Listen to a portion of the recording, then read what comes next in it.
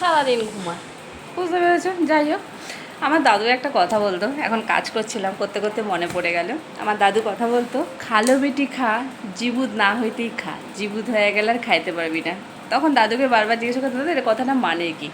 বলতে এখন বুঝবি না, আর কিছুদিন যাক, তখন গিয়ে ব্যাপারটা বুঝতে পারবি। তাই ভাবলাম ঠিক আছে চলো, কি ব্যাপার বুঝতে পারছি না, এখন মাথায় ঢুকছে না, তখন অল্প বয়সে বিয়ে হয়েছে। যাই হোক, পরে যখন যখন মা হলাম, তখন গিয়ে আমি দাদুর কথাটা মনে করলাম। এই কারণেই দাদু বলতো যে খালো বেটি খা, জিবুত না হইতেই খা, জিবুত হয়ে গেলে আর খাইতে পারবি না। তার মানে দাদু বলতে এই কথাটা যে খা, মানে সন্তান হওয়ার আগে খা, তোর মনের ইচ্ছে যা যা আছে, সন্তান হয়ে গেলে তুই আর খেতে পারবি না। কারণ তুই যেটাই খেতে যাবি, তখন মনে হবে আমার সন্তানের জন্য রেখে দিই, আমার সন্তান খেতে ভালোবাসে, তখন তোর ভালো লাগা, তোর মন্দ লাগাটা চলে যাবে। ওই জন্য হওয়ার আগে যেটাই মন চায়, মায়েদেরকে বলছি সবটাই খেয়ে না। কারণ সত্যি কথা, এটা সব মায়েদেরই হয়, আমার ক্ষেত্রে না, আমি তো আছি, সব মায়ের ক্ষেত্রে আছে, কিছু খাবার আগেই মানে না আমার সন্তান খাবে, থাক, এটা আমাদের পছন্দ টা সব উড়েই যায়। মানে আমাদের যে ভালো লাগা মন্দ লাগা সব যেন কোথায় চলে যায়। আমাদেরও কিছু আছে পছন্দ ভালো লাগা, কিন্তু এই না মানে পেয়ে পেয়ে পেয়ে পেয়ে না, আর সেই জিনিসটা আর মনে হয় না এখন। এখন ভাবি দূর থাক, আর কী হবে, হয়েই তো গেল, অর্ধেক জীবন পার হয়ে গেল, এই ব্যাপারটাই এখন হয়ে এসছে।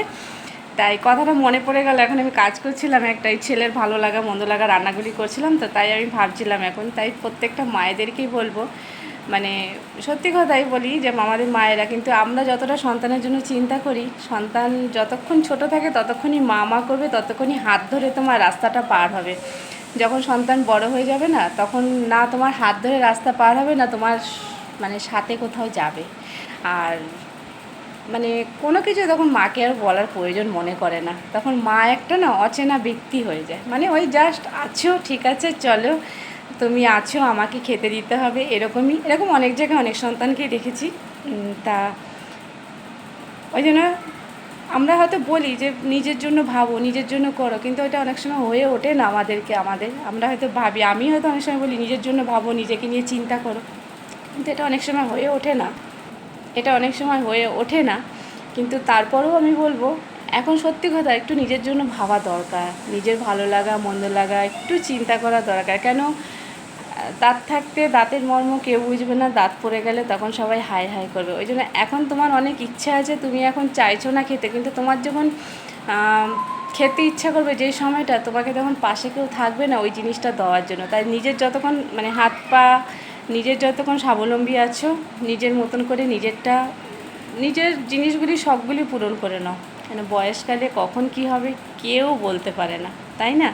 তাই কারোর ওপর ডিপেন্ড না করে নিজেরকে এমনভাবে তৈরি করতে হবে যাতে বয়সকালে নিজে যেন একটু হলেও দুটো ভাত অন্তত মুখে তুলতে পারো। এটাই আমি মনে করি আমার দিক থেকে। কেননা আমি দেখলাম অনেক দিক থেকেই, সন্তান কোথাও যদি যায় বা কোথাও যদি মা চিন্তা করে, কিন্তু সন্তান চিন্তা করে না।